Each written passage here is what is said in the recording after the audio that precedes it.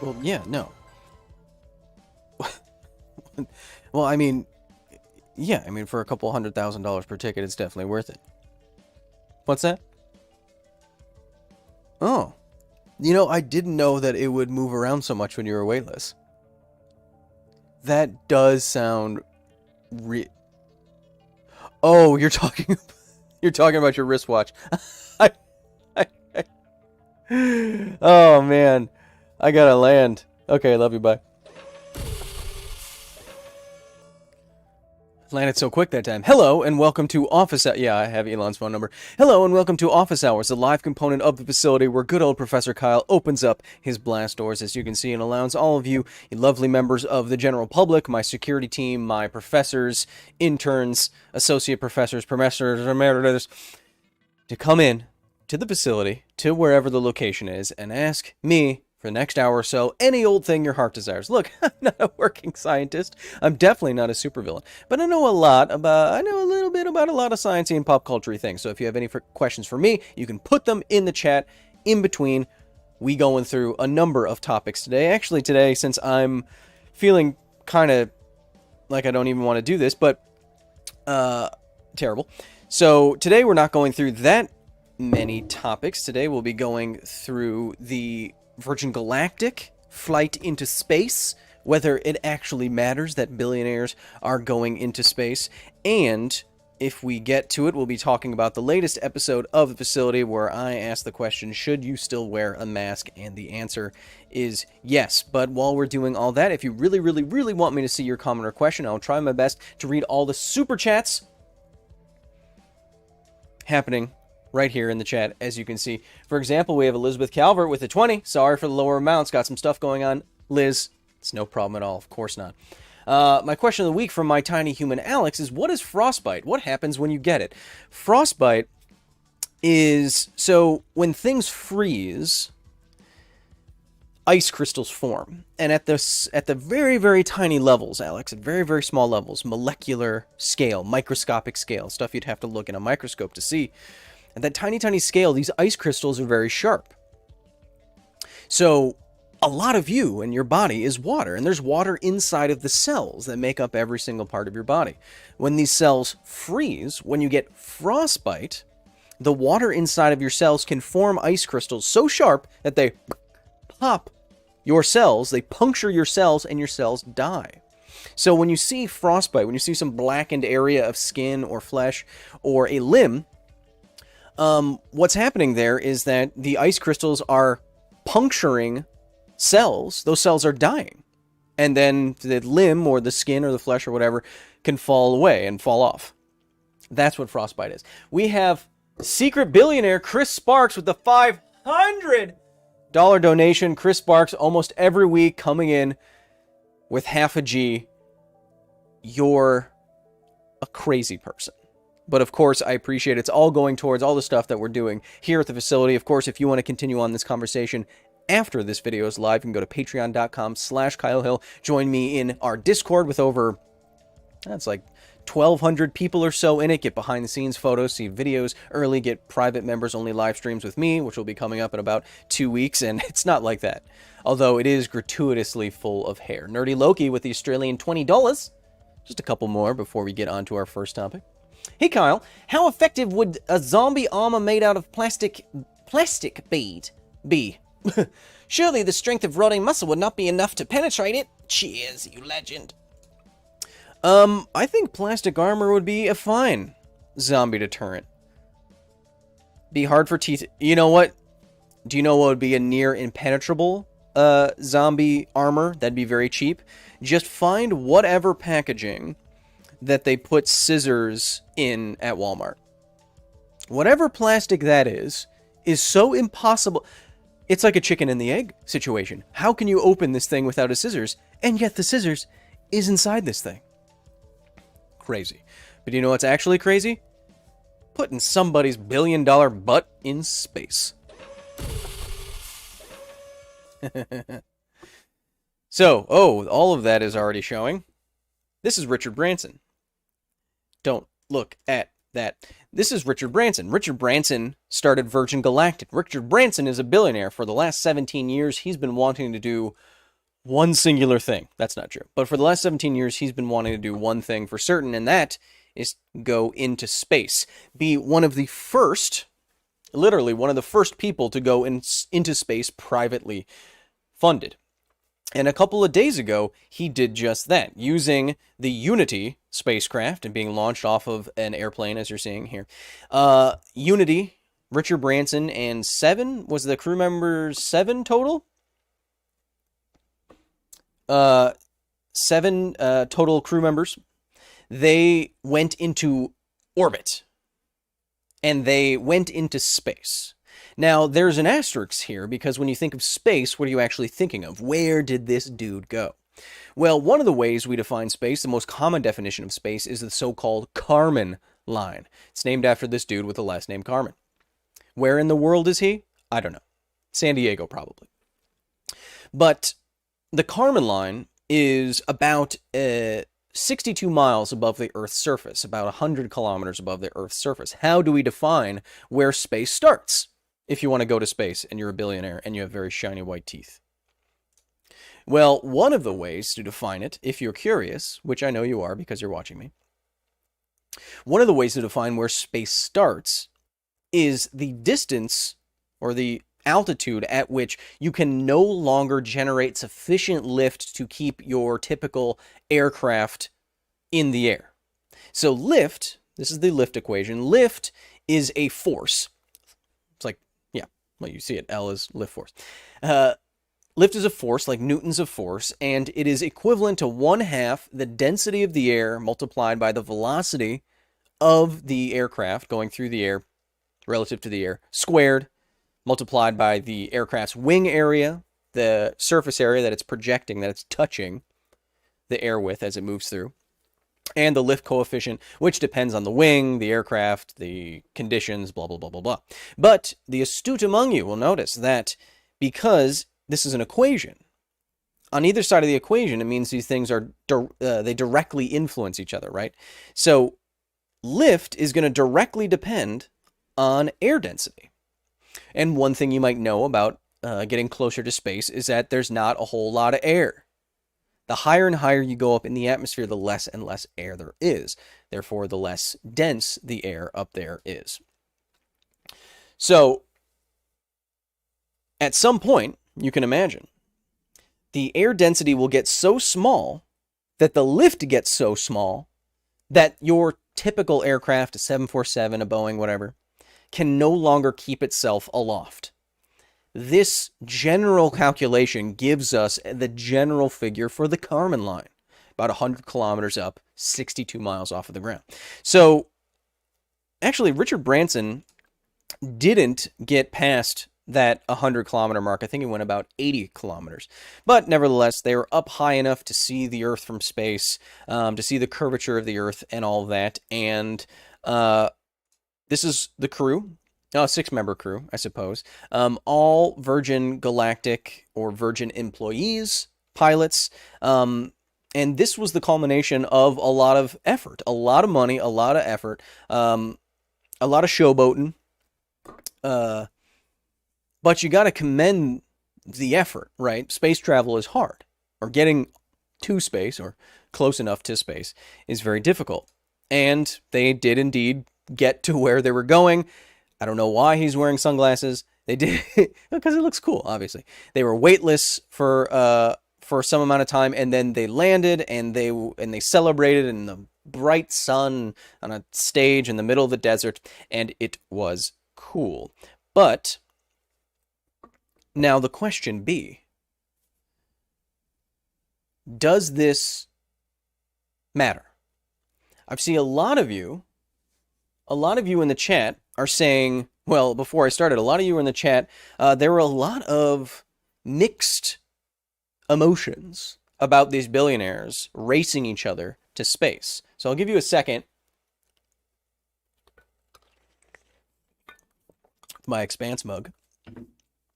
Doesn't matter that these billionaires are going to space. On the one hand, you could see this as just boys with their toys or some other reduction of it. Just a couple of guys who have an obscene amount of wealth, an amount of wealth that it could be argued is immoral to have given the vast inequality it represents. And they're just doing this as some sort of stunt, and it's not going to help anyone or anything. The counterpoint to that, which being proper scientists as you and I are, we need to see all the variables at play here. The counterpoint to that is this is the kind of thing that could only have been done in this way. More or less launching a private space flight industry is something that world governments, organizations like NASA probably would have never gotten around to doing, or would not have had the funds to do, or it was too unsafe to try, or no one really had the drive to do this and pursue it for 17 years and hundreds of millions of dollars. Another counterpoint is that though this is certainly a publicity stunt, and Smile McWhitehair here racing Jeff Bezos and Elon Musk to private spaceflight and going up there themselves, it is very ostentatious, yes. But it is also the first step. Consider this, that more people more private citizens will be going into space or have already gone to space this year than total ever. So I think only 7 private tickets to space, based on the articles that I was reading, have ever been purchased by private citizens and not astronauts or not government employees or whatever. That number will be surpassed by these 3 dudes and their companies this year already. You could really see that as some sort of watershed moment in the feasibility and the practicality of this kind of technology. And it's a business, right? If people will pay for it and it works and it doesn't kill a bunch of people, isn't that what competition and capitalism is all about? So I do see 2 sides to this. One is that I think private spaceflight is something that is amazingly attractive, could be very lucrative as a business, gets people excited about space again in a way that they haven't been in decades, is something that could only be done with these kind of people leading the charge with their own money, their own collateral on their line, their own lives on the line. But on the other side of it, you can see it as maybe nothing more than a large carbon footprint publicity stunt by people who have so much wealth that it might be immoral. So I don't know. If you want my personal opinion, I'm not sold on either argument. I can see both sides of that coin. But I feel like we should also put the billionaire thing in perspective a little bit. So when people, I saw some of you in chat saying, I wish some of these guys wouldn't ever make it. Like what was that? There was the Jeff Bezos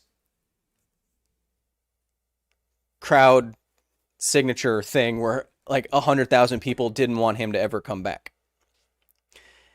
I want you to understand the difference, the scale of their wealth here. And we're going to do that with, just so we're all on the same page, we're going to do that with a little bit of math. So this is one of my favorite websites in the world, Wolfram Alpha. Why I like it, not a sponsor. Why I like it so much is that it does all the conversions and all that stuff for you. It can look up temperatures, pressures, all these little things. It is fantastic. And there's a comparison that Neil deGrasse Tyson made about Bill Gates that I'd like to make about some of these billionaires here. And I think it's instructive and funny. But before we get to that, what's your intuition?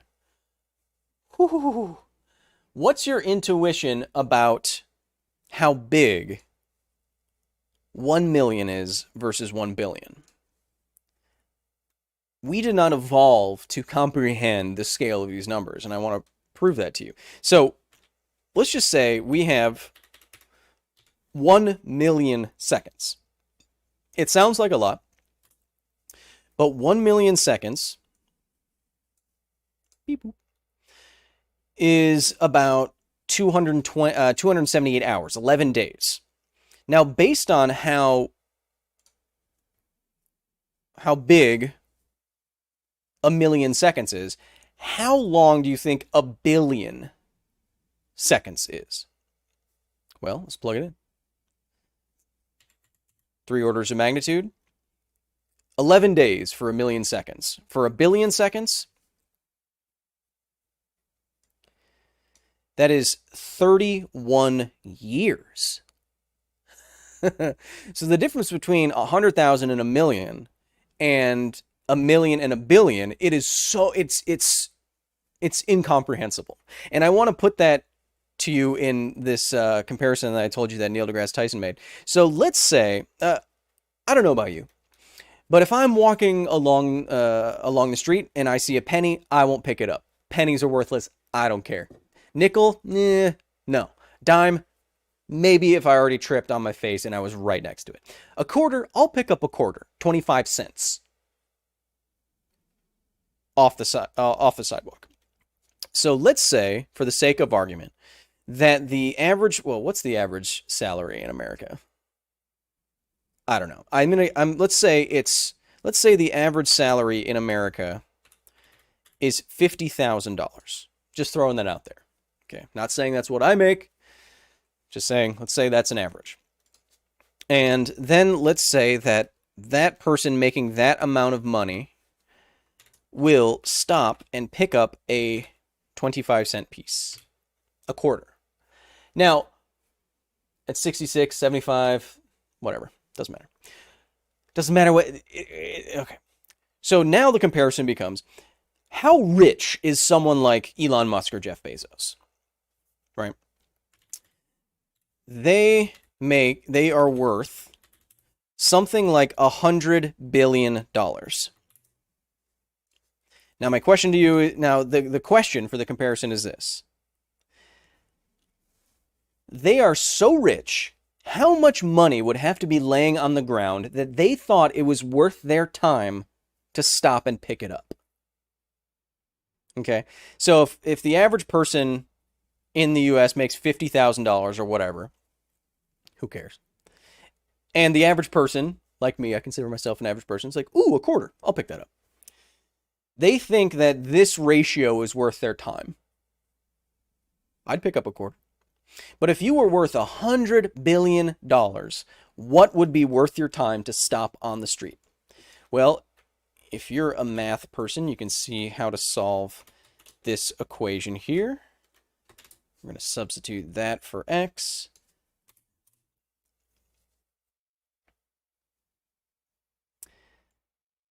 That is not the best. I'll just click on it. $500,000. What I'm saying is that Jeff Bezos and Elon Musk are so rich that it's not even worth their time to pick up $500,000 of free money on the street. Anything less than that is like them walking past a dime on the street and being like, it's honestly not worth it. $500,000 is not worth their time of just picking it up off the street money.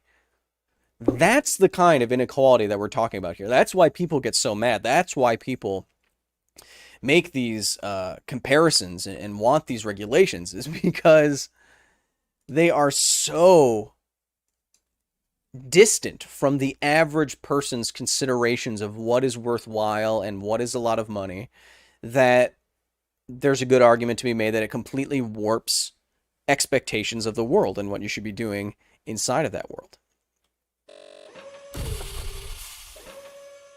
But, again, even if they're making that obscene amount of money, I do still see the argument that making private spaceflight a thing couldn't really happen at the speed or with the interest that it has been going at with, I forget which preposition I used, without this kind of capital and this kind of pomp and circumstance. So I want to know what you have to say.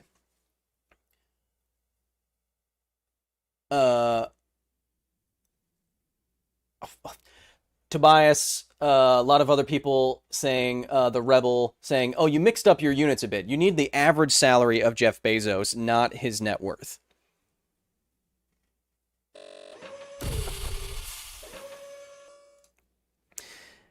The net worth of your average person's life, economists have this.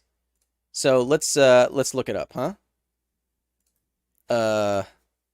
Don't look at my search history. Let's do this.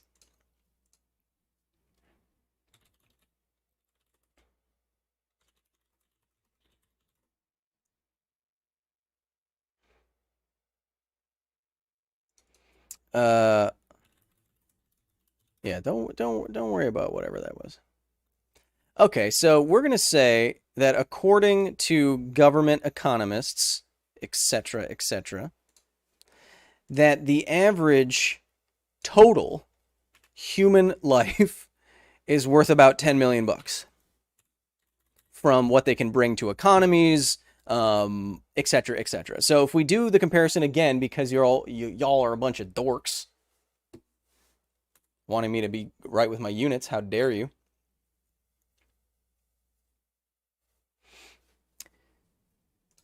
$2,500. It holds here that these people are so rich they wouldn't stop and pick up $2,500 off the street. But now, if you're done critiquing me, I want to know what you have to say about these, about the Bezos, Branson, Musk boys. I'm not going to forget about you. Z1RVONR with the €500 donation. Thank you so much. You are a mad person, and you need to go to cool person jail. Hey Kyle, no question this time, but you need to secretly get on the next space trip so you can take a selfie. That's not how you spell that. To show off. A selfie which people will most certainly call deep-faked from the surprise. Well, that's another question, right? Would you take a trip to space if you had the money? Well, let's say, I mean, easy, yes, of course. But would you spend $300,000 to see the Earth from space? If it didn't completely bankrupt me, I would say that I would. That's just my opinion. With no Cordray, with no air, no gravity, would a regular gun fire in space? Sci-fi shows always confuse me with how they're firing bullets in a vacuum. Yes, you can fire a gun in space because you can pack the bullets, and I think gunpowder just normally will even work with this. You can make gunpowder, you have gunpowder that has its own oxidizer already in it, a source of oxygen already within the molecular compound of the gunpowder. And so you don't need ambient atmospheric air to ignite the gunpowder and propel the bullet out of the gun. In fact, the Soviets, the Russians, had space guns, and some cosmonauts brought guns, 4-chambered guns, to space. So yes, you can shoot a gun in space if you have oxidizer in the fuel, which is easy. Nerf Enthusiast 1 says bullets have oxidizers in the powder. Wow, you sound like someone who's really smart. Eric Salazar says the argument still stands. It's their hard-earned money. I'm not going to complain about them spending it as they want, especially if they're improving or expediting the future of space travel. I think some people would take issue with you saying that it's their hard-earned money, because at a certain point, I mean, you can have enough money that the money is kind of like just an invisible infrastructure and a machine that makes money all by itself. It's not like Jeff or Elon are doing hard labor to go from 99 billion to 100 billion, you know? But I agree. You make a company, it's wildly successful, you want to go to space. Could you be spending that on other things? Yes, of course, but that's the case with everything. It's different for them because they can actually affect real change in the world with how much money they have. But you can make that, oh, we should spend it on other things argument for anything, right? Well, why'd you buy popcorn at the supermarket? Why didn't you donate it to the local homeless shelter? But hey, sorry, I don't know. Sam Ferguson, with a quote that I like, actually, every billionaire is a policy failure. I saw a tweet that I mean, I'm no economist and I don't really care one way or the other, but I saw one tweet that was funny that was like, okay, let's put a cap on $100 million or like $1 billion. If you make $1 billion in your lifetime, the government will send you a plaque. It says, congratulations, you won capitalism, and then all the money you make after that goes to charity.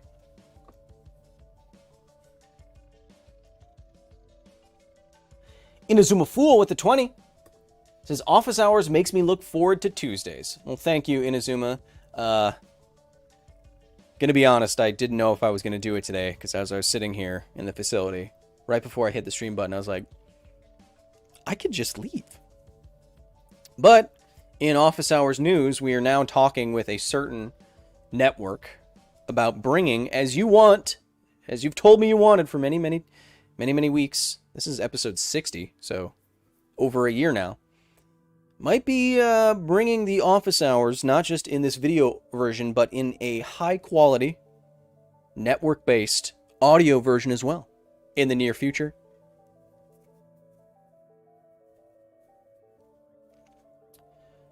Question from Inazuma. The nuclear propulsion engine got thumbs down because of waste, but what if you made a multi-stage rocket to get at a safe distance, then use the nuke propulsion? I think the real issue is still the possibility for an accident before you're in space. Right. You've seen enough rockets blow up on the landing or on the launch pad. That's the word. Yet you don't want a rocket loaded with a bunch of nuclear weapons next to a bunch of explosive fuel that you're about to ignite. I'm guessing. It's too dangerous. Wooly Nip says, good example. Bill Gates gives millions and he is still hated. Well, he gives billions, and I am not, I am technically not,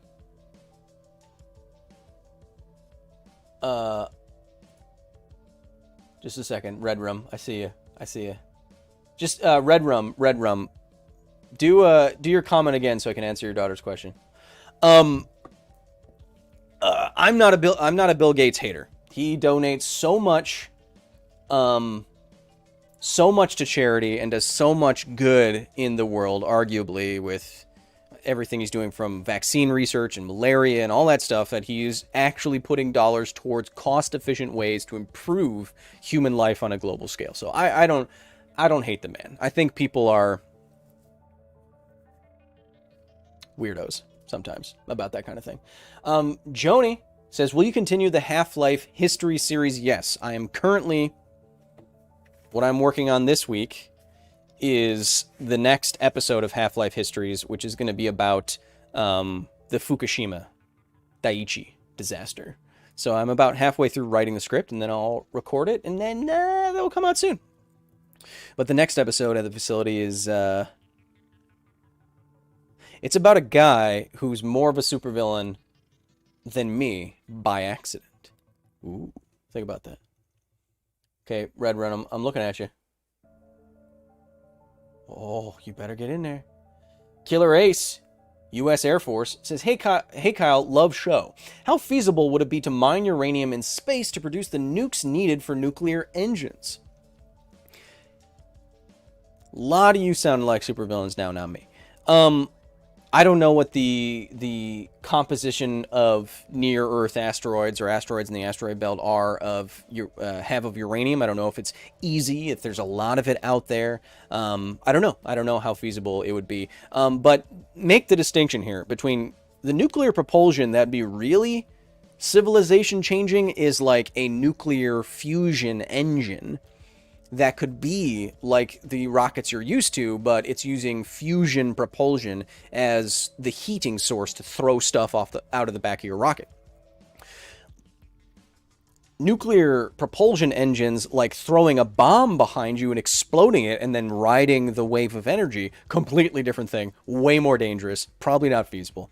So, mining uranium in space, no idea. I don't know what the composition of the asteroids look like, right? Or places you can mine. It really does depend. I mean, for example, if it were the case that there was a number of asteroids or the moon or someplace we could get to quickly and easily had a very, very high concentration or had millions and millions of tons of iron or titanium or whatever it is, then that would be something that you could look into. But I just don't know what that is for uranium specifically.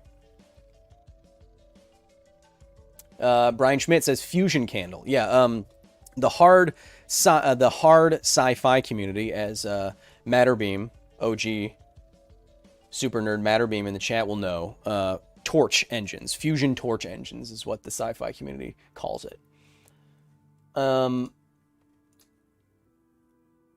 Sean with the 35 says, what are the billionaires' endgame for space travel? Moon vacations or Mars transit? By the way, my 35th birthday is tomorrow. Thank you for providing great content. Kyle, Post Malone, Commander needs to happen. 3 things. Happy tomorrow birthday. Thank you.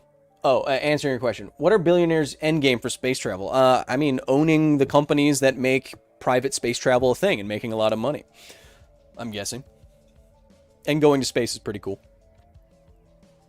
Post Malone Commander needs to happen, Kyle. I'll tell you this. I am not working on some magic-related content with Post Malone. But I have been texting Post Malone about a science video series on this channel. So if he can take if he could just take a day to not be one of the most famous people in the world, he and I are going to make this video series. He says he loves the idea, and we're going to go do it. But that's up to his schedule. He's a very busy man. Very nice man, too. Super, super nice. There we go. Red Rum, or Murder, backwards. My daughter said she loved it when you said, Haley, you're as cool as a comet. Oh, I said that? I nailed that one. Any kids who can say not can go kick rocks. Thanks. Did I say that? Man.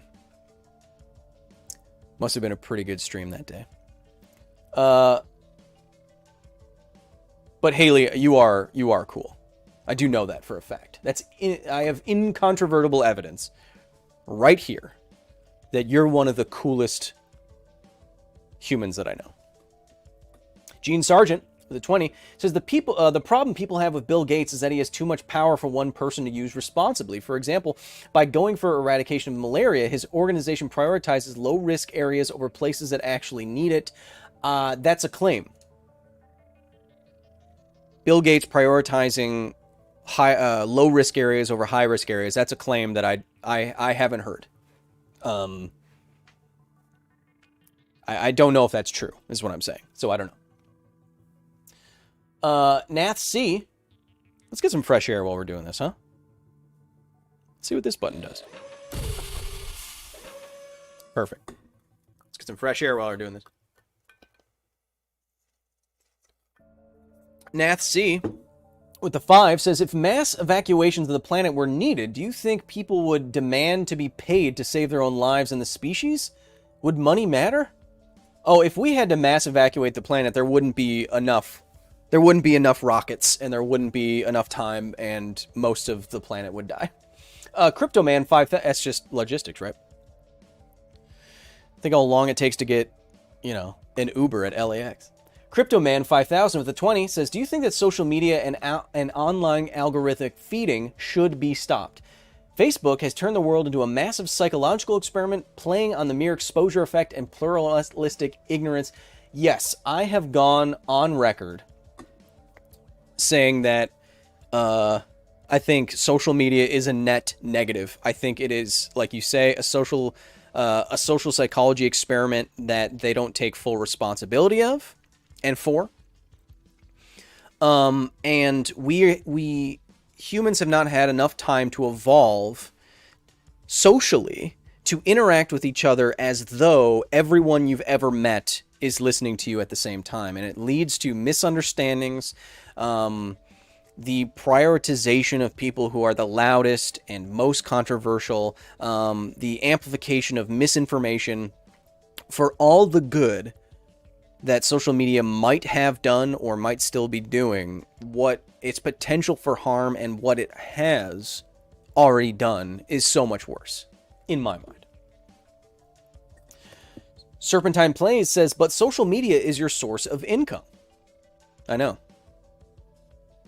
Pretty sticky wicket, huh?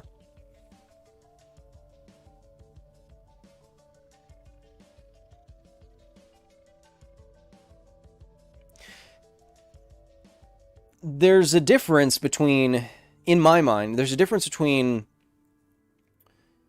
using social media in the feeding into the social media experience without any introspection, and using social media in a way that is, you can tell I'm thinking through this as I'm saying it, but I justify making my own living off of social media because what I am doing here at the facility, what I'm doing isn't necessarily dependent on these platforms themselves. In my mind, I would, if I wasn't doing this on YouTube, I'd be writing books. If I wasn't writing books, I would be trying to make TV shows as I've done before, or I'd be turning my entire Half-Life histories into a podcast series or something like that.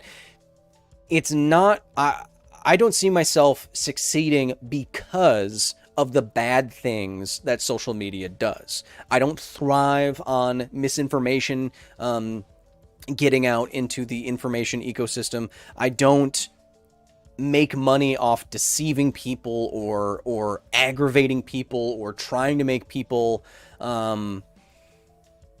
angry or trying to force some sort of social effect out in the real world. So I justify it that way. How dare you make me think of that for the first time? Brian Murray with a question from the VODlands. Baby, what's the scientific explanation for why your channel isn't at 1 million subscribers yet? My scientific explanation is because the videos do okay. They usually don't jump outside the bounds of the normal viewer base. The channel's only been live for about 18 months. I had to start from literal scratch after leaving Because Science. What else do you want me to say? We'll be back at 1 million and Return as Conquering Heroes in about 5 weeks, if not less. And the videos that really bring in the subscribers, at least in the first 18 months, the Half-Life histories that have been my most successful thing that I've ever done, I can't do those every week. They're hard to research and hard to do. Sepharix with the 20 says, people want billionaires to solve world hunger instead of going to space. The problem with that thinking is that space travel is an engineering problem. World hunger is a political problem. World hunger is way, way harder. I think that's actually a good point. I think when people see a vast sum of wealth and they say, yeah, why can't you just end world hunger or fund all these charities or what have you? That is harder than making a rocket. I agree. So, I mean, that's a fair point. That's a fair counterpoint to many of the points that you often see. Sense with a 10 says, gravity can be or not be a force based on how you look at it, right? What do you think? Well, it's been pretty it's well known now that gravity isn't really a force. If Einstein's view of the universe is correct, and there's every reason to think that it is, then gravity isn't so much a force as the way that Newton thought of it, with the gravitational force between two bodies being proportional to the Newton's gravitational constant multiplied by the two masses divided by the distance between the center of masses of the two masses squared. It's not so much that, and more so the curvature of space-time itself. And if that's the case, then no, it's not a force. It's not a force as you would traditionally think about it. Adam Frost with the New Zealand 899. Hey Kyle, you're awesome. That's neither. I wonder if you saw Veritasium's vid betting a professor $10,000 that he was right. Super interesting. How do academic disagreements normally work? Well, academic disagreements don't normally go that way. That way being on YouTube and for $10,000. But I did see Veritasium's video. Veritasium and I are actually good friends, and I saw him. We hung out last weekend, actually. Point being, we were texting about his bet and the video stuff that he was doing before that even came out. And I was, to your point, is this how academic disagreements usually happen? No, it's not. I texted him like, are you sure you want to potentially embarrass this man in front of the whole internet? And the professor knew what he was walking into, apparently, and he still wanted to go through with it. And it's a very interesting way to do that. And Derek said, and I agree with him, is that, okay, if you want to be so vehement about betting me a lot of money that I'm wrong, the truth matters, and so, okay, let's do it. And Derek runs one of the largest educational channels on YouTube, and if someone's going to call him out for that much money, I mean, it would be hard not to respond. So, with that, let's go on to... Let's see which one of you is going to be an honorary member of the facility today. I'm large again. Peer review. So on the last episode of the facility, I asked the rhetorical question, do you still need to wear a mask? The answer to that question is yes, you still need to wear a mask in most circumstances because of all the variants now running around, because of how evolution works within viruses and within COVID-19 specifically.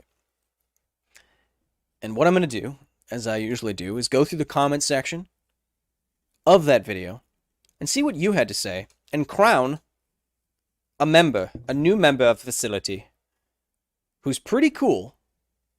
Not as cool as that guy's, not as cool as Haley, who I mentioned earlier, but still all right. So let's see. J.A. Martinez says, nobody cared who I was until I put on the mask. Yes, I know. It's a fantastic impression.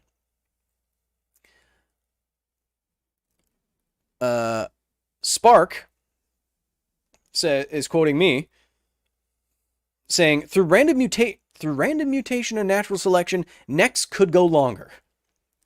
Quote, Kyle Hill, award-winning science communicator. Spark, A, how dare you? B, you're criticizing me making a very complicated concept like evolution sound really simple? Thank you. A lot of you were also saying with that Derek thing, I know Derek, he won the bet. He won the $10,000 from that physics professor, and he's going to give it all away. All you have to do is submit to him. I don't know where it is. Go to his channel.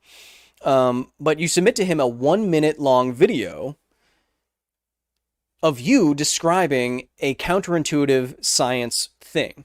And if you make the best video description, 1-minute video, he'll send you the money or part of the money or whatever. It's a nice little science communicator incubator program. Anyway, a lot of you were like, hey, do you see Derek's video? Are you going to enter? No. One, because I wouldn't pick up $10,000 off the street if it was free. And two, that's not true. It's not true. I know. It's called a callback.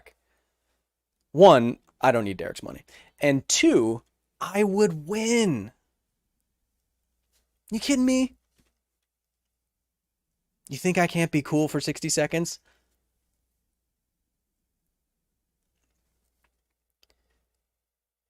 Bobby Burgess says, it's kind of scary that Kyle has gone from bargain bin Thor to Dollar Tree Aquaman.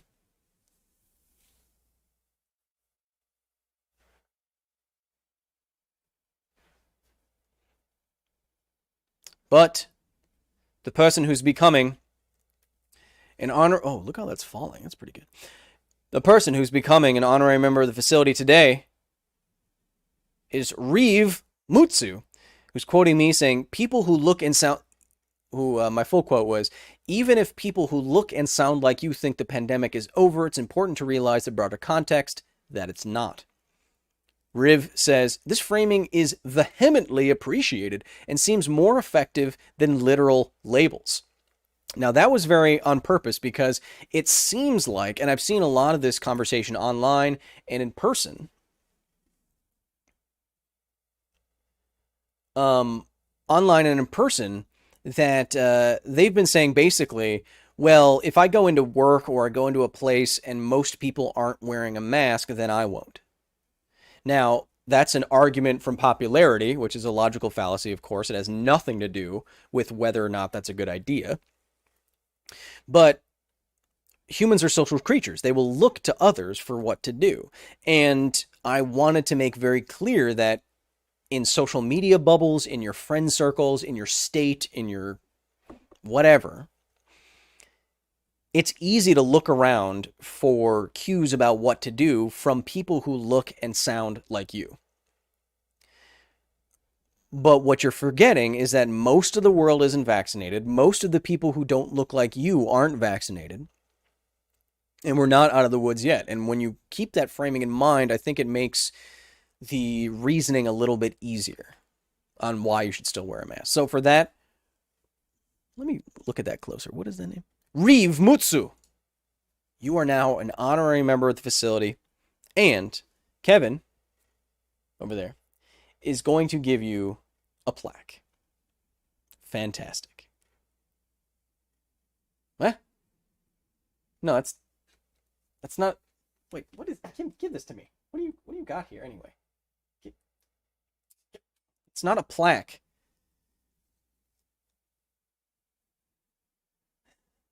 That's only a crew card from the set of The Expanse that I took without returning when I was there so that I can go back into space whenever I want.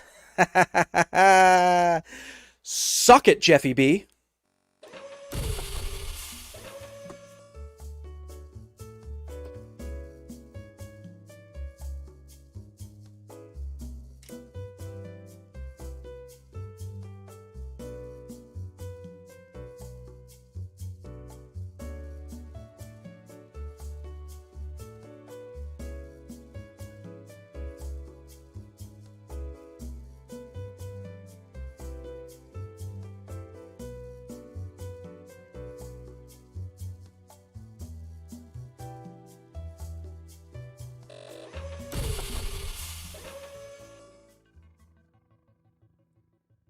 Electric Fenrir says, you think I can't be cool for 60 seconds? Kyle Hill, one of the coolest men on the internet? That's not true. I'm not one of the coolest men on the internet. You know what the coolest guys on the internet scale, how it goes. You know how it goes. It goes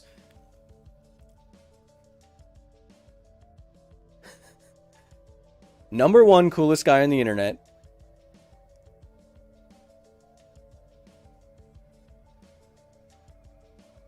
I can't think of any other guys on the internet. You know why? I don't care.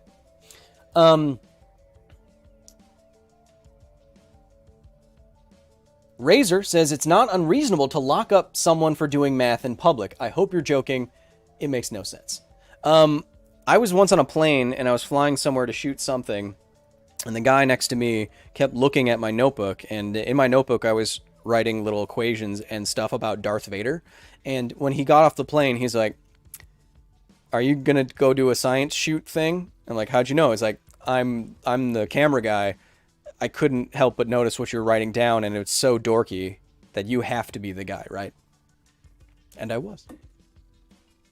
William Bauer at the 20 says, when I see such a huge sum of wealth, my thought is that it's the reason the Earth isn't better. The wealth is the difference between the next kid becoming a great force for humanity and them dying in the streets due to gangs. I think it's probably a little bit more complicated than that.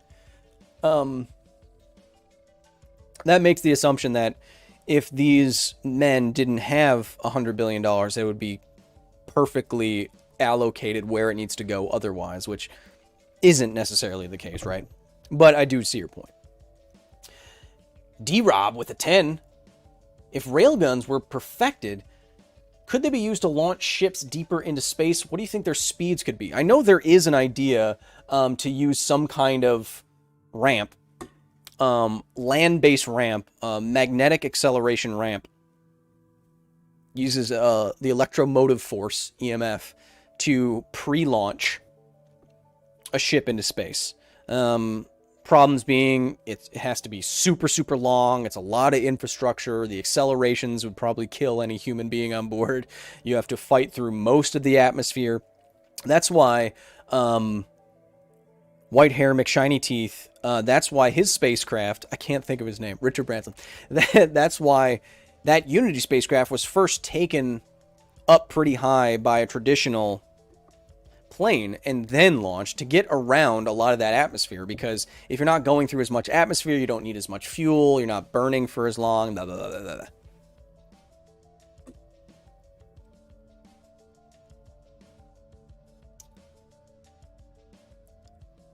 Tony Patafi says, socialize the means of production. I'm not a communist. End quote. Wait, Marxist. I forget. It's because I don't care. Chris Gilliam says, thank you for showing up today. I've had a rough day. I've literally forgotten about work watching you. Thanks. Thanks, Chris. I've had it's not the easiest day for me either. So I'm glad you're here. I'm glad that y'all could be here and cheered up a little bit by me, if possible. It is a year to the day that we lost Grant Imahara today. So myself, a lot of other people in my neck of the woods, in my circles, it's not the greatest day in the world. But his memory lives on, and he was a great man. So, Wolf Bro says, Kyle, do you think that we are aging better as a species? No. Well, what do you mean by aging better? Like, lifespan? That our society is going in the right direction? I don't know. I'm just a dummy on the internet. I don't know if society is going in the right direction. I just hate TikTok. That's my whole brand. Rob Hagaman says, the best way for spaceships to be built is to build them in space. Yes. Well, depends. But, I think, doesn't Bezos want to do that? If you're building ships in space, that means you don't have to make it space ready.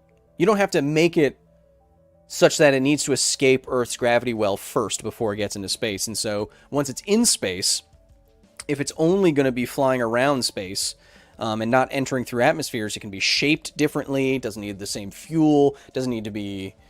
It can be totally different in its design. It can be flimsy because doesn't have any air resistance on it, doesn't have the same forces on it, gravity's not acting on it in the way that it would if it was on Earth. And that's why more realistic spaceships in science fiction can look like anything. They can be cubes, they can be spheres. They don't have to be aerodynamic because there's no air. And that's one of the advantages of building in space, right? You can do all that kind of stuff. Tom Hanks with the $5 says, hey Kyle, love the shoe. Now, Mr. Hanks, I don't mean to call you out, but $5? Do you know how many of your movies I've seen? Just give me a little something back, yeah? Cool. Gear Zinette says, Bezos wants O'Neill cylinders, rotating civilization habitats in space that would give artificial gravity through spin gravity. O'Neill cylinders have been along as an idea for a long time. It's arguably a better plan than colonizing a hostile planet. Like which one? Do you know something about Mars that I don't know? Tony Patafi says, TikTok is funny, though. Is it? Is it?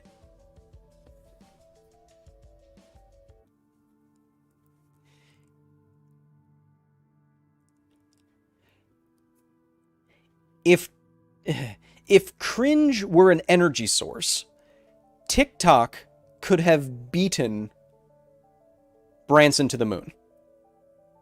Or to space. If cringe was an energy source, TikTok would have beaten Richard Branson to space. Quote of the day.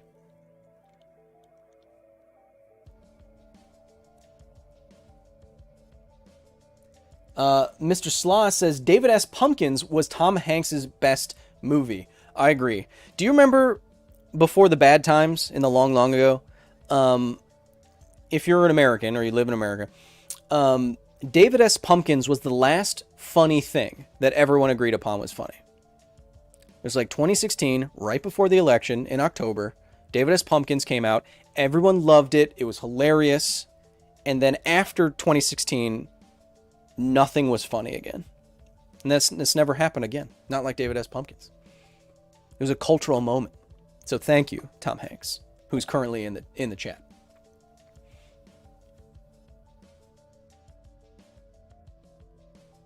Song Theory says, Kyle hates TikTok, and I'm sad because I have almost 300,000 followers on TikTok. Song Theory says that. Well, wait.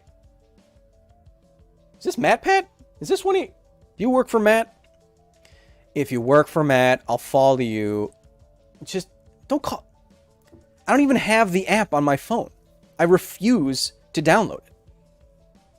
And if you have 300,000 followers, you don't need me. And Song Theory, Film Theory just reached 10 million subscribers on YouTube. So now you have multiple channels with over 10 million. You don't have to cry. It's really fine. You don't need me. And between you and me, you know, with such a large channel and business, you know you're just on TikTok because it's the most popular thing. You know it. You know someone came to you in a marketing meeting and said, someone needs to get on the TikTok page. You know that's how, like, I've worked in corporations. I know what it... You don't have to lie to all of us. I know you don't want to do those dances. We're grown men. Sorry, I was just subscribing to some magazines. Zach Kyra says, hey, Kyle. Miss an opportunity for an amazing, amazing comment. Nick Bensema says, I got a picture with a David S. Pumpkins cosplayer at a Phoenix Fan Fusion in 2017. I went to Dragon Con in whenever the hell I went. And there was a David S. Pumpkin cosplayer who had, with two skeletons, cosplaying as well, who had timed it out with the elevators in the hotel, such that any elevator door, they would stand on one floor of the elevator. When the elevator door would open, he would hit play, they'd do the David S. Pumpkins dance, and then he'd go, any questions? And as he said that, the doors closed because they timed it out to the hotel specifically, and it was awesome. The last funny thing in America.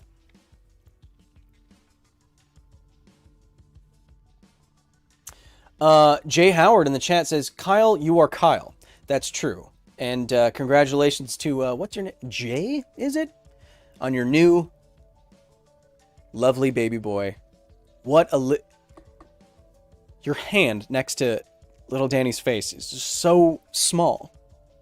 Congratulations, brother. It's been a tough year. Tony Montana, just a couple more here. Tony Montana says, I hate billionaires going into space, polluting it with more junk so they can make profit and fly around space for fun. I don't know if they're necessarily polluting space in the way that you mean. When you're that close to Earth, anything, well, it's different than like putting a satellite up there is what I mean. Even if stuff was flying off the rocket, or even the rocket boosters that separate, those fall down back to Earth. And those either burn up in the ocean, burn up in the atmosphere, or fall in the ocean. And so not technically polluting space in the way that you mean. And I don't think they're doing it just for fun. Because Branson's company, Virgin Galactic, I think 3 people have died so far just testing during test flights. So him doing it, it's a lot of it is for fun and the excitement and the adventure, and he's always been an adventurer, but it's also dangerous. So yeah, there's an argument to be made about putting your own billion-dollar butt on the line to do it.